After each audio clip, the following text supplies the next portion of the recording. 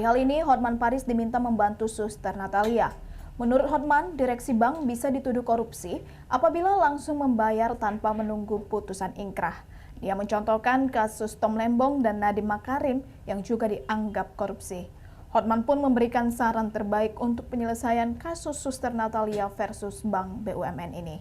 Karena pihak bank bak mendapat buah si malakama, maka Hotman menyarankan Presiden Prabowo Subianto untuk ikut turun tangan. Berikut video selengkapnya.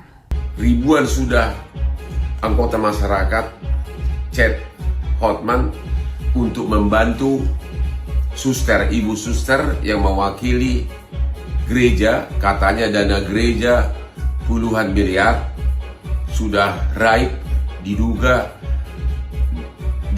dicolong oleh pimpinan cabang bank tersebut.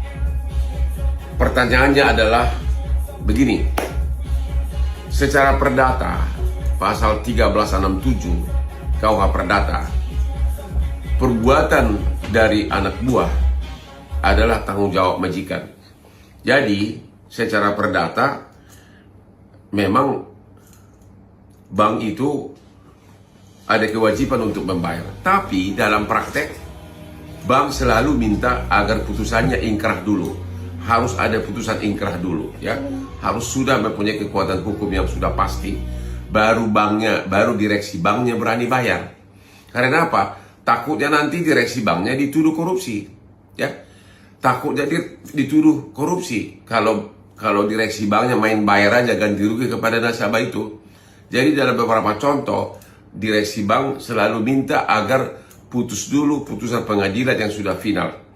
Bagaimana kalau bank minta izin dulu kepada kejaksaan agar jangan dianggap korupsi? Masalah juga. Coba, kasus Tom Lembong, dari awal kasus pengadaan impor gula jadi, kasus Tom Lembong, juga meminta legal opinion, nasihat hukum dari Kejaksaan Agung Jamdatun. Tapi tetap aja kena kasus korupsi. Demikian juga kasus Nadiem. Sejak awal proyek tersebut juga dikawal, minta nasihat hukum dari Jamdatun, Kejaksaan Agung Muda Tun. Tetap aja kena. Jadi kalau bank tadi pun minta izin kepada kejaksaan agar dibayar, nggak ada jaminan bahwa 5 tahun lagi direksi banknya tidak dituduh korupsi. Dilema memang, problem hukum di Indonesia ini. Kasihan pemilik bank tersebut, kasihan pemilik rekening tersebut, Tapi direksi bank juga melindungi dirinya. Itulah, saya tidak kasih opini, hanya praktek hukum begitu, ya. Kasus uang suster, dana gereja yang raib di rekening suatu bank BUMN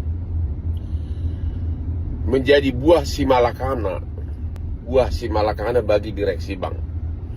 Kalau direksi bank BUMN membayar sekarang tanpa putusan pengadilan, khususnya putusan pengadilan perdata, ada kemungkinan di kemudian hari direksi bank tersebut dituduh melakukan kesalahan sehingga bisa dianggap melakukan tindak pidana korupsi seperti dalam beberapa kasus yang terjadi sedang diadili sekarang ini. Jadi sementara kalau gugat perdata itu bisa 3 sampai 4 tahun. Kasihan si korban, pemilik nasabah, pemilik rekening. Jadi kalau mau jalur cepat adalah Bapak Presiden RI perintahkan kepada Danantara selaku pemegang saham mayoritas dari Bank BUMN untuk membayar dana nasabah tersebut meskipun belum ada putusan pengadilan, tapi ada syaratnya. Harus ada surat keputusan dari Jaksa Agung yang menyetujui. Karena ada 2 contoh kasus di mana meskipun sudah ada surat keputusan atau legal opinion dari Kejaksaan